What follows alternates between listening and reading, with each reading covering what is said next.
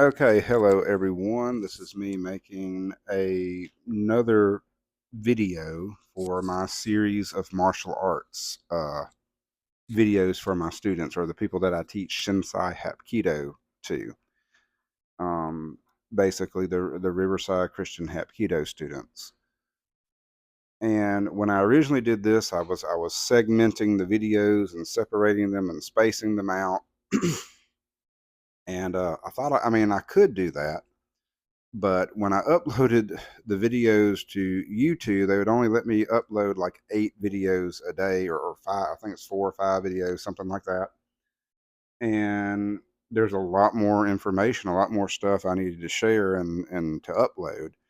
So this is going to be a much longer video, and I'm basically just going to start all the way over from the beginning and do everything that I did in the previous videos and then some and then more, and just upload one big video depending how big I don't know how long it's going to be. We'll see how long it is when I get to the end of it, and just upload that one big video to YouTube. So when you become a Hapkido student, and really any martial arts system, you have the belts. A lot of people recognize if you do karate, if you do taekwondo, tong sudo, shotokan karate, um, some other systems, judo, things like that. You'll notice they usually have the white uniform, or sometimes nowadays they might have different color uniforms and the belts and all of that. Um, the belt system that you see in most of your taekwondo, karate, judo, jujitsu, all of these schools is actually attributed to Grandmaster Juniro Kano. And Juniro Kano, if I'm not mistaken, he was the grandmaster, or the one who basically founded and created judo, what we know today as the martial arts of judo. And the whole purpose for him doing that is when they had competitions, it would not be fair for a beginning student to go up against a more advanced student. So, to try to make the competitions more fair and balanced, he created a belt ranking system. And through history, I'm teaching uh, traditional Taekwondo, which is a Korean, strictly speaking, a Korean martial art. And then I teach Shinsai Hapkido, which is kind of a hybrid. It's kind of a mixture of both Japanese and Korean. And Shinsai Hapkido is also always evolving. So we're open to all different systems of martial arts. So um, what happened, the way that these other systems wound up using this belt ranking system or different variations of it is you go back in your history, you have the Japanese occupation of Korea. And at one point, Japan was like trying to force Korea to become part of Japan. And when that happened, they outlawed Korean martial arts. You were not allowed to practice Korean martial arts. They took things like their scrolls and their culture. They tried to basically wipe all of their culture out. And they were basically telling the Korean people there that they were going to have to become, you're going to have to assimilate. You're going to have to become part of Japan, and you're now Japanese. And so a lot of the rich Korean culture was destroyed.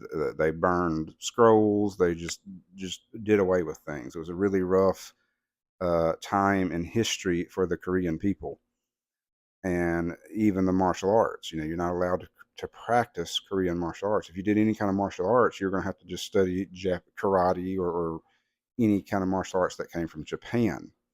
So the Japanese belt ranking system was introduced to Korea, and then after Korea declared its independent or got independent of Japan, and Korea became Korea again. They had adapted, or they kept that belt ranking system, so that stuck, that stayed. So we do use In Shinsai Hapkido, we do have a belt, and also in the traditional Taekwondo system I was trained in, they had a belt ranking system. So the first belt is white, and uh, a lot of them use very similar terminology. I haven't seen any real wild or really different philosophies, is sometimes what they call it, describing what the belts represent. And the white belt is symbolic of a seed. If you look at some seeds, not all seeds, but if you look at a seed, it can be white or look white, and you plant the seed in the ground, and then a tree or a plant begins to grow.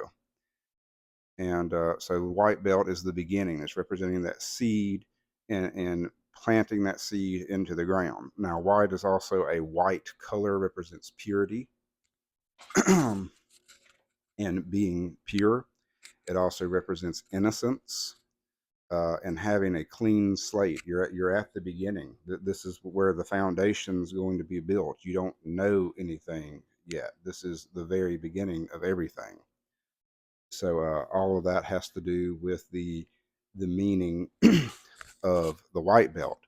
Now, the next belt after white in our system is yellow. Some systems might have an orange belt and then a yellow belt. Some people have the yellow and then the orange. In our particular system, we have the yellow belt first, and it's supposed to symbolize the morning sun, the rising of the sun. And then after that is the orange belt, and the orange belt is like the midday sun. The sun's kind of gotten up in the middle of the day. And then I'm not sure if it's green or purple yet. It's been a while since I've looked at the different ranks, but I think it goes green, and then I think it's either blue and purple or purple and blue, and then you're gonna have brown, and then red, black, and then black. And the green represents the plant continuing to grow. Blue represents that the branches are reaching up into the sky. Uh, Purple is usually associated with mountains and climbing a mountain and making, persevering and pushing forward. And a mountain is usually much taller than a tree in that sense. You have purple, like I said, blue, purple. You have brown. Brown represents the root, goes back to the tree. It represents that firm foundation, the roots of the tree, and the roots have become strong and it's well rooted in the ground. It's supposed to represent that by now you should have a really good, solid foundation. Then you'll have red, and red is symbolic of danger. It's you have all of the knowledge, but you have not yet mastered control. And then after that is red black, which means you're almost to mastery. You've gotten some control now. And then black belt represents the nighttime. The sun has set, and tomorrow will begin a new day. And a lot of people wrongly think that a black belt, you get a black belt, that's it. There's nothing else after a black belt.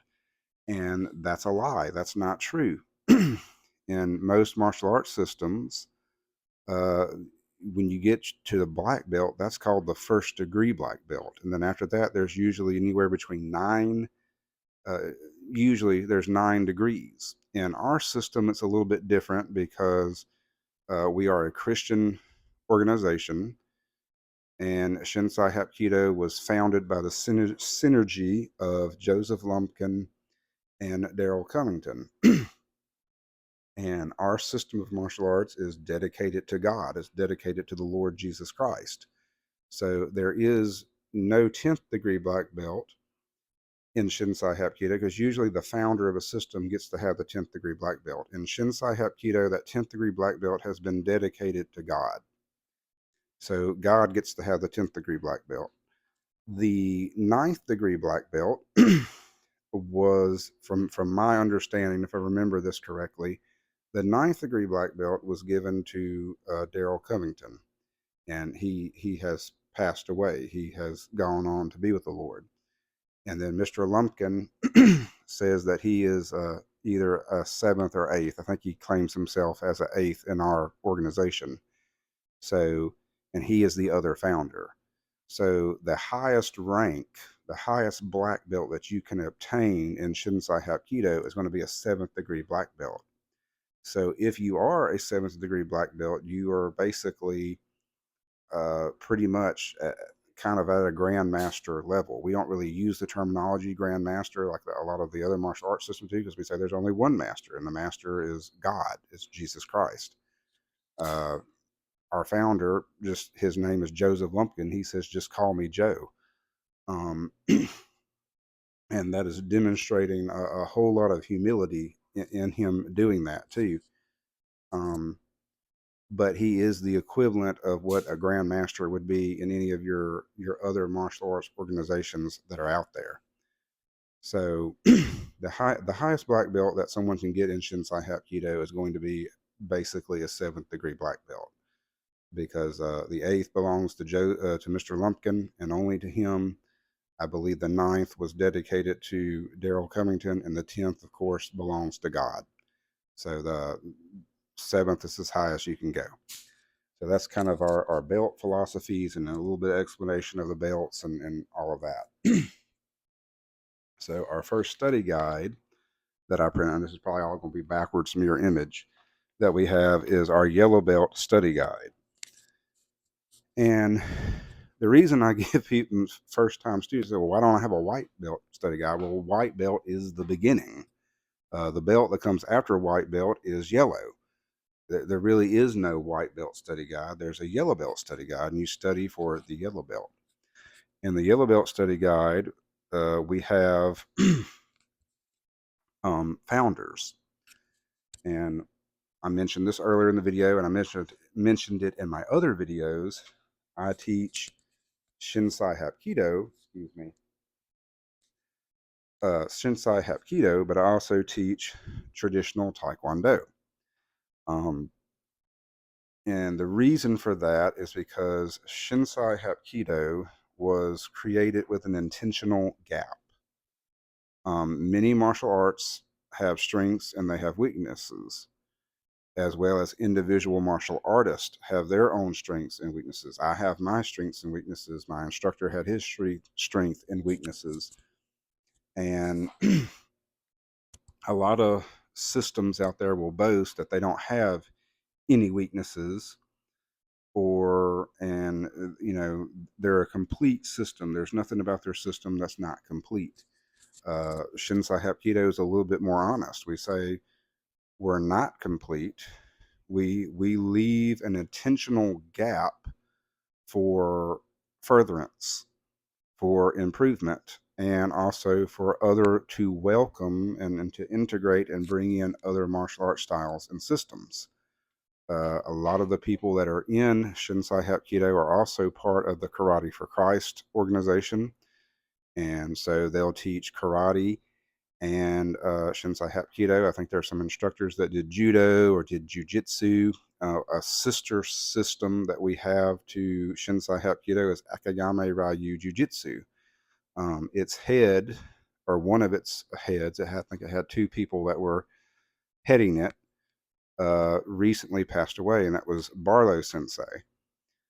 But he and Mr. Lumpkin kind of came up together as grandmasters in their time of figuring out being Christian martial artist and being grandma and that kind of thing. They're very good friends, and Hapkido has some techniques, has some very similar things that trace back into jujitsu. So Shinsai Hapkido has that intentional gap. Now, the only thing that I have a black belt in other than Shinsai Hapkido is traditional Taekwondo. I'm a first degree black belt in Taekwondo. I'm a second, as of the recording of this video, I'm a 2nd degree black belt in Shinsai Hapkido. So that's the only thing I really know how to fill the gap with. So my students learn traditional Taekwondo in Shinsai Hapkido. And the first thing on this yellow belt study guide is the founders. And we have the founder of Taekwondo is General Che Hung Hai, or some people say Che Hung He, but I was told Che Hung Hai. And then we have the founder of Hapkido, which was Chung-Young-Sul.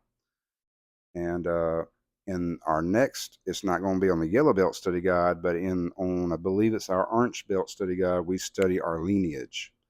And it starts with Chung-Young-Sul, and it goes from different instructors up to the founder of Shinsai Hapkido, to your instructor, which is me, and to you. And that's a very proud lineage to be part of, but we're not going to get into that on the yellow belt study guide.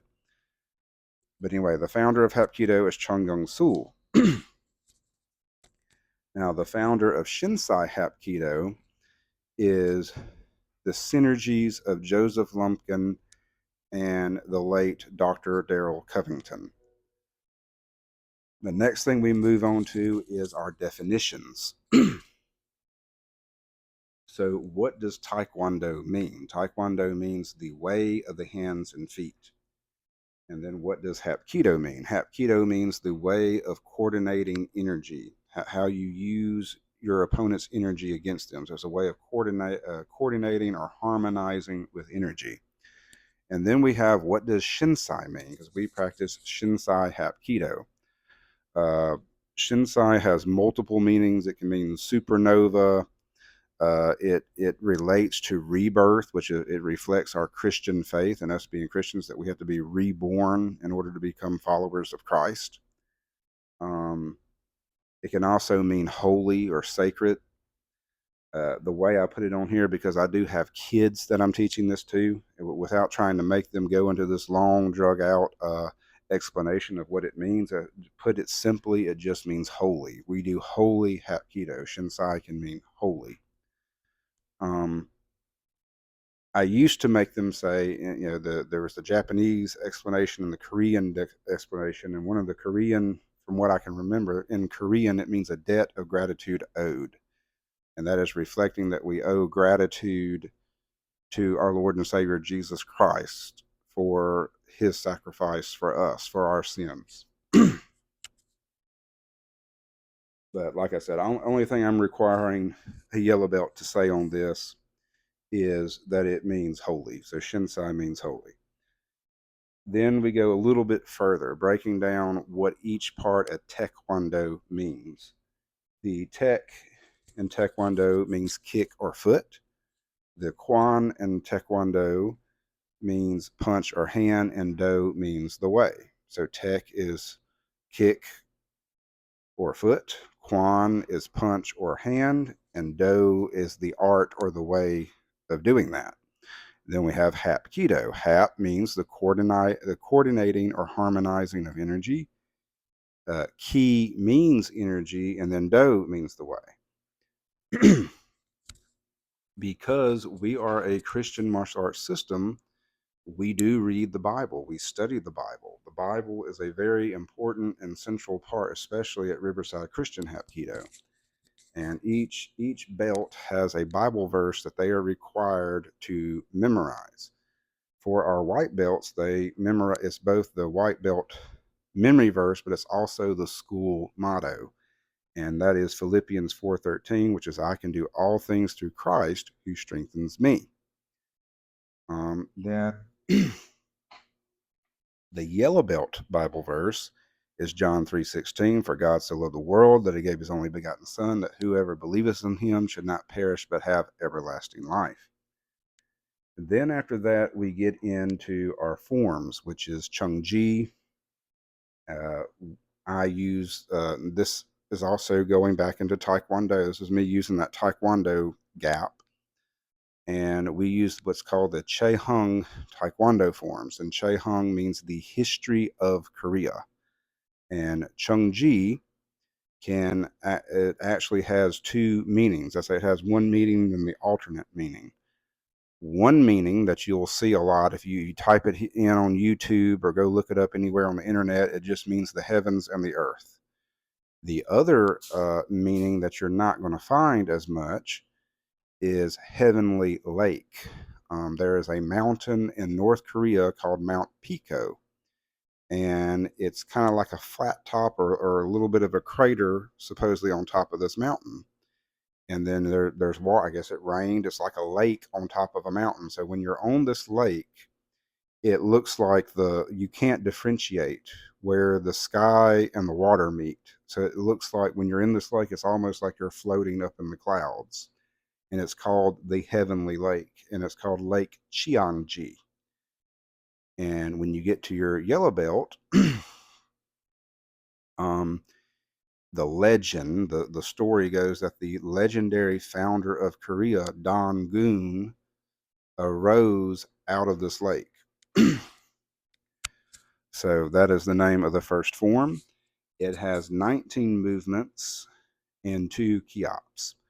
I'm very quickly about to go grab my uniform and put my uniform on, and then I'll switch the phone around and we'll perform the white belt form for everyone.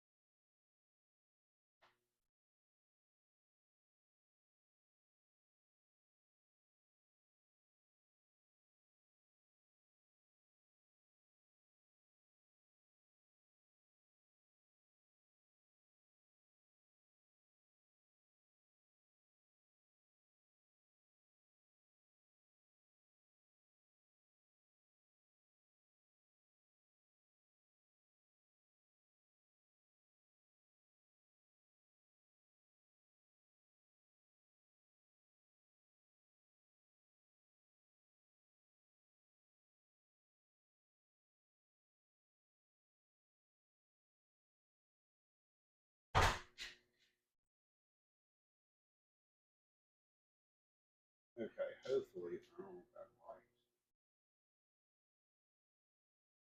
All right, so the pants obviously just the bone. Have your drawstring, you'll flip that in. I put on a tank top that's black that matches my uniform. Then you have these ties. In this particular uniform, I'm sitting here talking to the camera and don't have my microphone. What I was showing everybody is that you have the drawstring, you flip it in, and your pants just slide on. They're very simple. I put on a tank top shirt that so you don't have to fight with a sleeve. And then you have your top, which we can, some call it a jacket. This is a century martial art. So a lot of even if you don't have a century martial art, they're usually sometimes going to have their logo somewhere. And usually they want their logo to be displayed on the outside for everybody to see. So I'm going to go ahead and put this on real quick. You're going to take this side of your uniform and tie it here. Tie this together. You're going to take your other side of your uniform and tie it to this outside piece. I just realized I forgot my belt.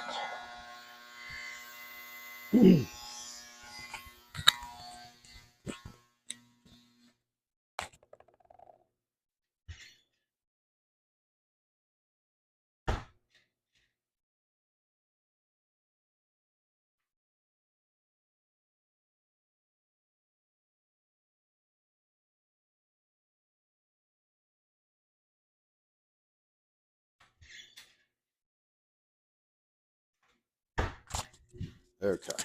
Put this on. And then you have your belt. And what I do is I take it and I kind of droop it over them. You want to try to get it fairly even. You put it around your waist and turn around so you can see what I'm doing in the back. Kind of cross it over. You want to try to keep it lined up where it's nice and neat.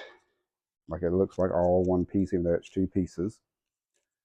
You take your top piece and go under both. You might have to adjust a little bit. You do this. Then you make like an X. I got my bottom piece and my top piece. You put that under and pull through, and it makes your square knot. All right, I'm going to raise this up a little bit now. And position you here. Hopefully this light is not going to give us too much trouble.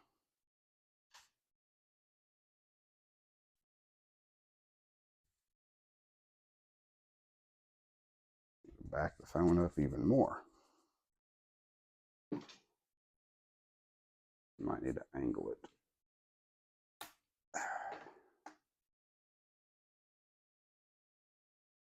There we go. Okay. So now I'm going to do Chungji. Like I just explained earlier, it means heavenly lake, or it can also mean the heavens and the earth. So we'll start off in the ready position, or not ready position. You come to attention. This is Choyet, Kunye. Choyet and Kunye, or Korean Choyet means attention, Kunye means bow. Then we have Chungbi, which is the ready position. Then you have the first move, and we're going to chamber. So you bring your fist up here, and this hand comes underneath. And you're going to step out with your left foot. And now I'm in a front stance. So this is the right foot is out front. I'm bending this. My back leg's locked. And in a front stance, and I did go over this in my other videos that I uploaded. I don't know if they went on YouTube. I think they were on my TikTok. Your back leg is going to be locked. Your front leg is going to be bent.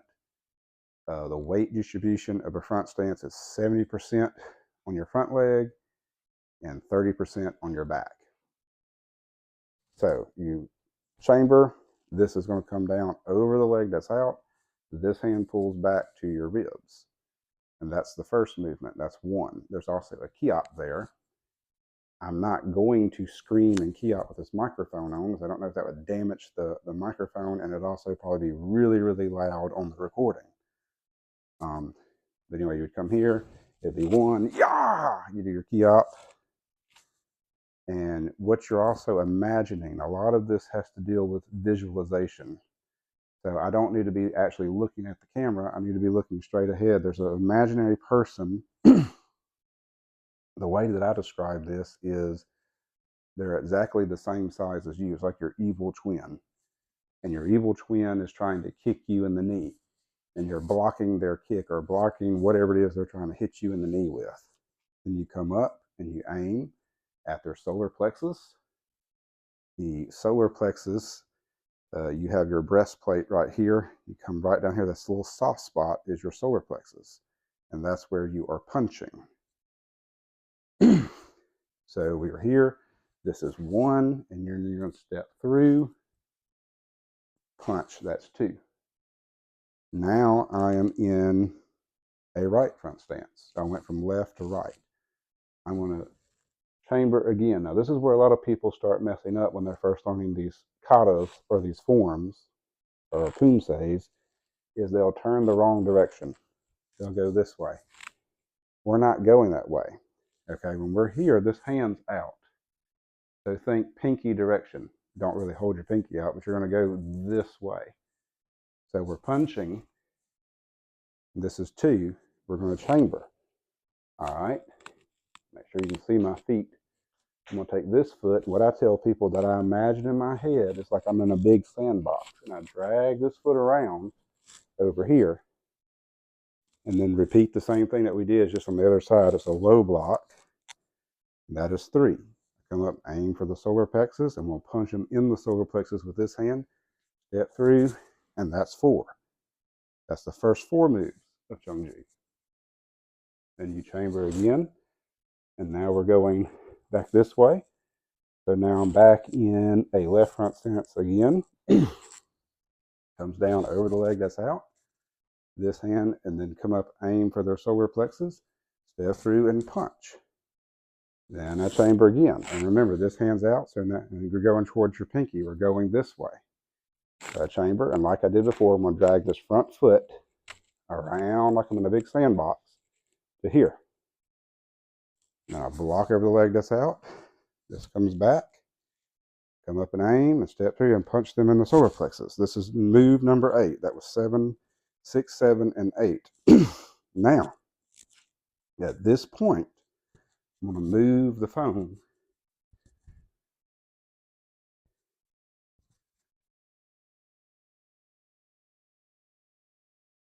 and walk us back through all that.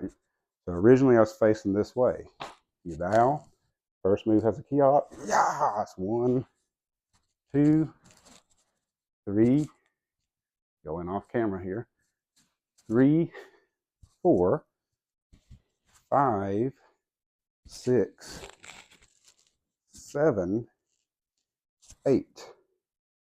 When you get to 8, the chamber changes. It comes to this.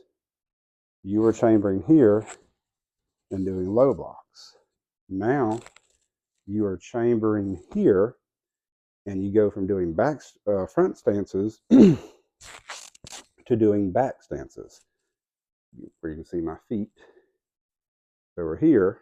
Now you step here, and this is a back stance. Your back leg now has 70% of your weight, and your front leg now has 30% of your weight. Like I said, this chamber is underneath. This pulls out and rotates this way.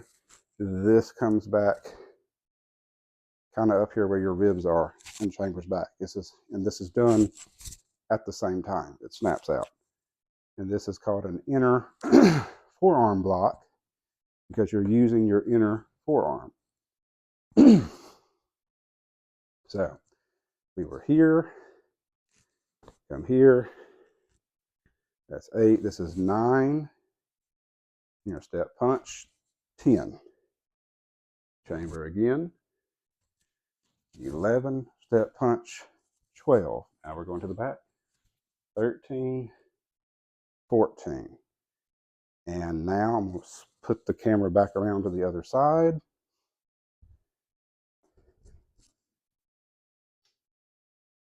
So we were, let's see here, it's 9, 10, 11, 12, 13, 14.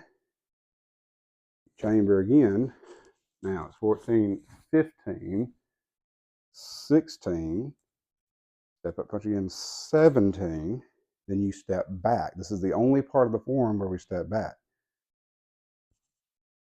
18, and then 19, the last move, also has a key out. Yeah! And then you come back to the ready position. And then chariot, and yay. Now, I'm going to go through the entire form again without doing all this explaining and stopping and swapping the camera around, because that can be confusing. Let me do it this way. I think I might try this. Maybe not.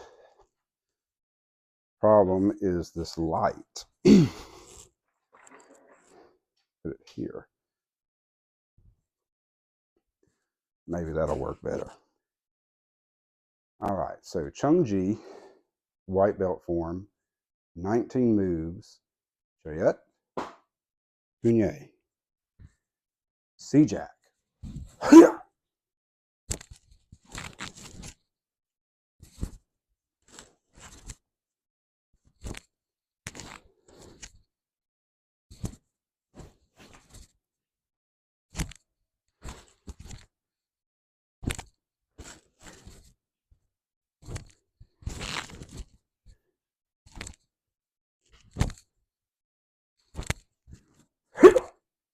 And borrow. Straight, Yay.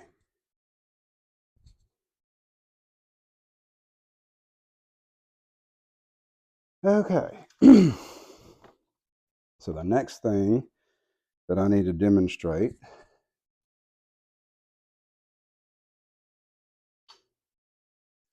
put that back over there like we had it, I guess, is our Hapkido kicks. And I have them numbered 1 through 7. Grab me something to drink real quick. I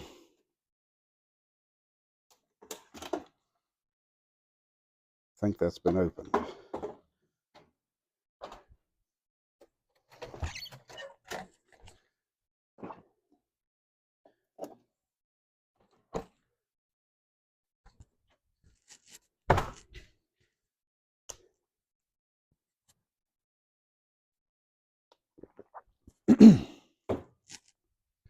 Okay, so our Hapkido kicks in Hapkido, originally in Hapkido, let me rephrase this because I know there's going to be other people that are going to be watching this.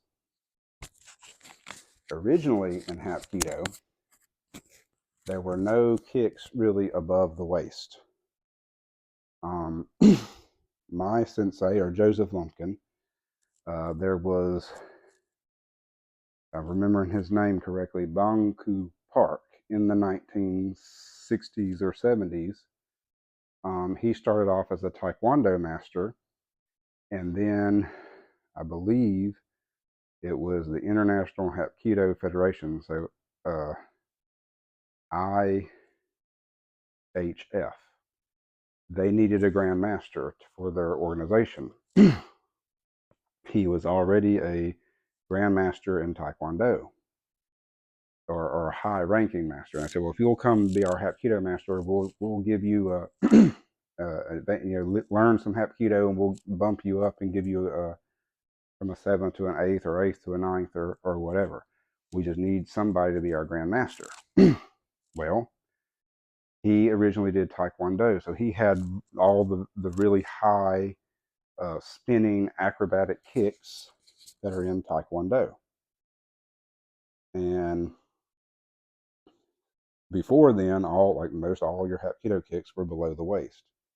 He introduced these high spin kicks and all that kind of stuff.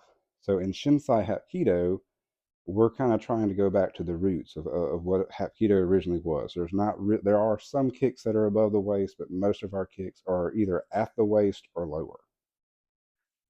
Because I teach Taekwondo, I do know how to do higher kicks, and I do higher kicks.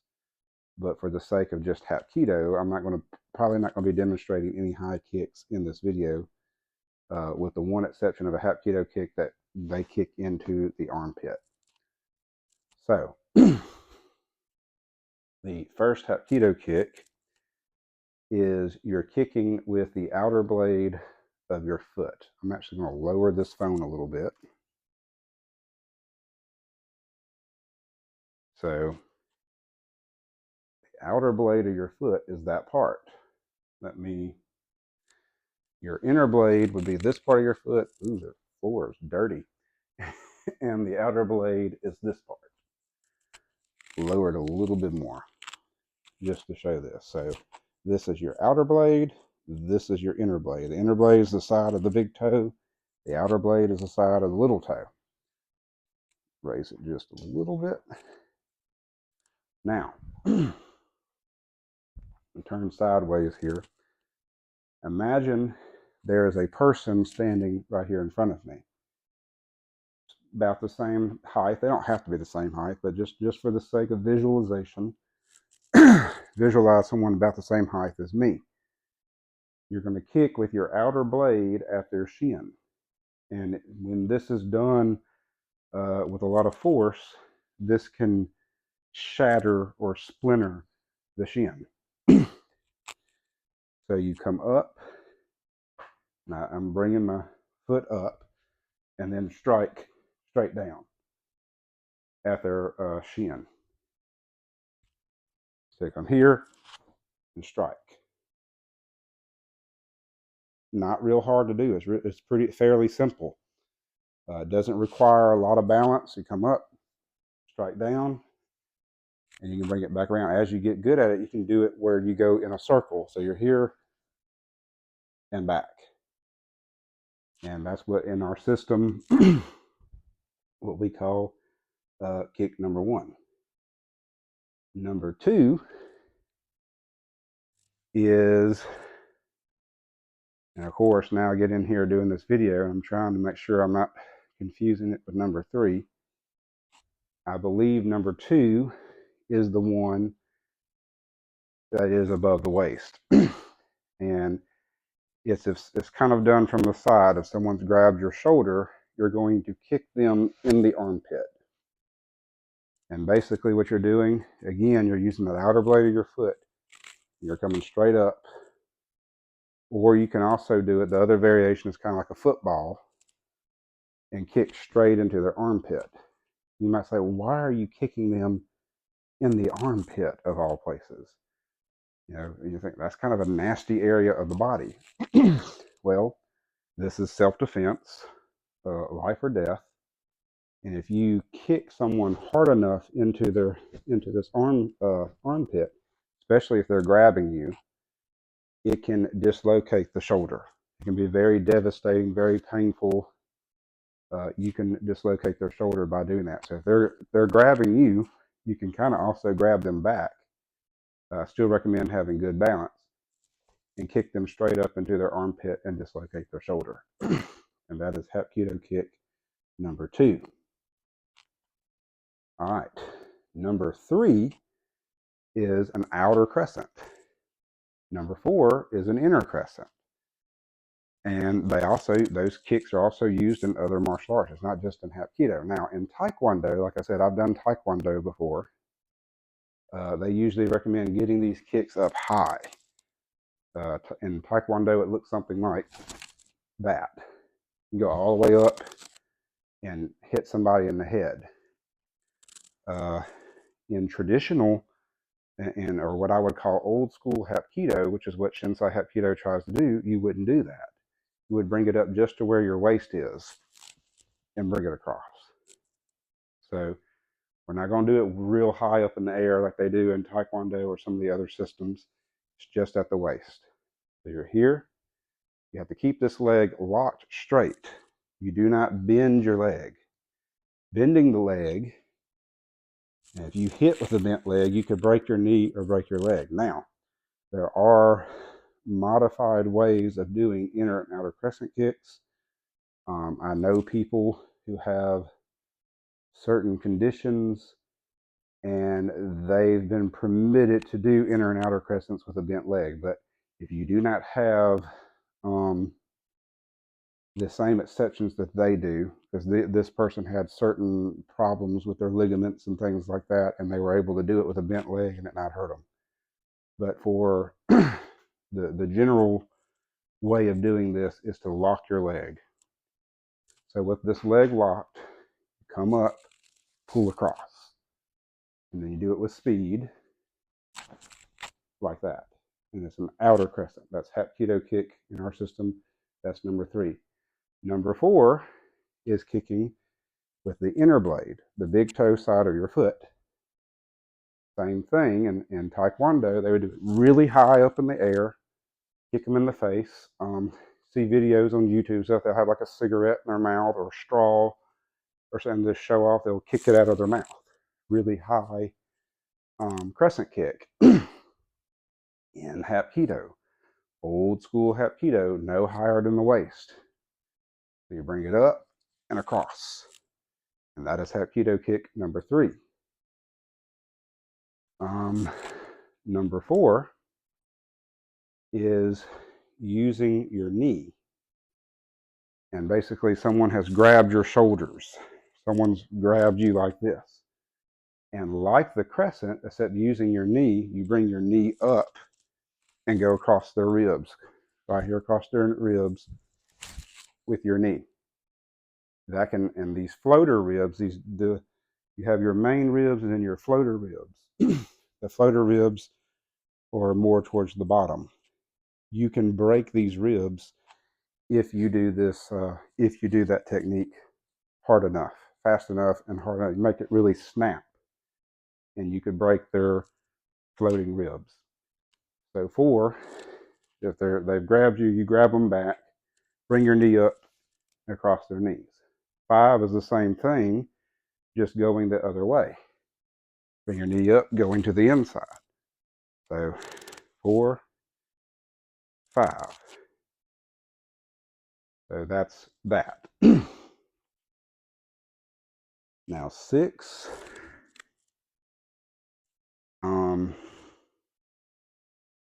trying to remember now, I believe 6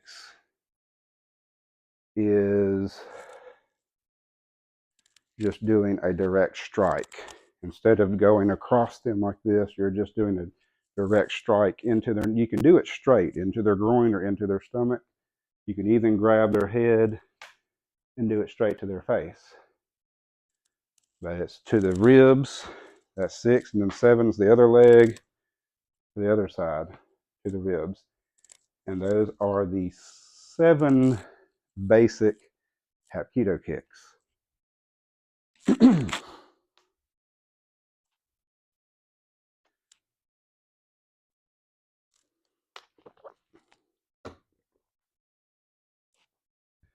We then have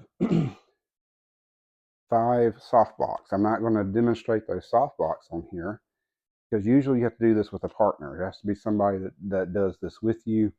It's going to be very hard for me to demonstrate that and explain that without having someone else present to help me do that. Same thing with the hard blocks. And then the self-defense and the wrist grabs. That's all going to have to be for another video. I can show break falls and rolls, but I think I'm going to save that for another video too. We have made it to 47 minutes. Like I said, I had no idea how long this video would be. But I went over stances, the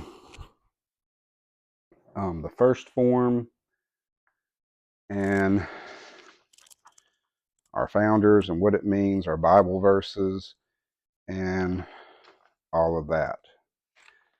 And I might make another video later, might even possibly get a partner, and then make another video demonstrating the break falls. And I might even do that tomorrow. But as for now, that's going to be enough for this video. So we've gone over the founders of Taekwondo, the founder of Hapkido, the founder of Shinsai Hapkido, the definitions of what Taekwondo and Hapkido mean, our Bible verses, the school motto, as well as the yellow belt Bible verse, Chungji, and kind of explained and took everybody through that. We went over our 7 kicks. And like I said, we can do the break, fall, and then weight distributions and their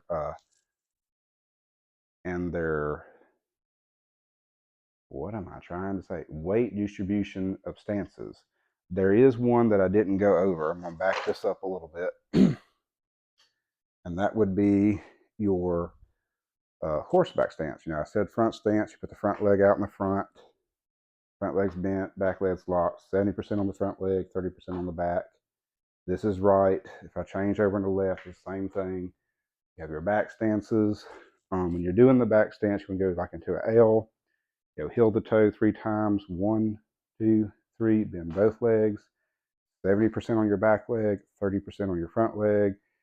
If you change, put the other leg in the back, left or right, it's the same thing. It's just 70 on the back, 30 on the front. And then you have a horseback stance, or also some people call it a middle stance. What you would do here is it's like you're riding a horse almost, but you don't want to be leaned over.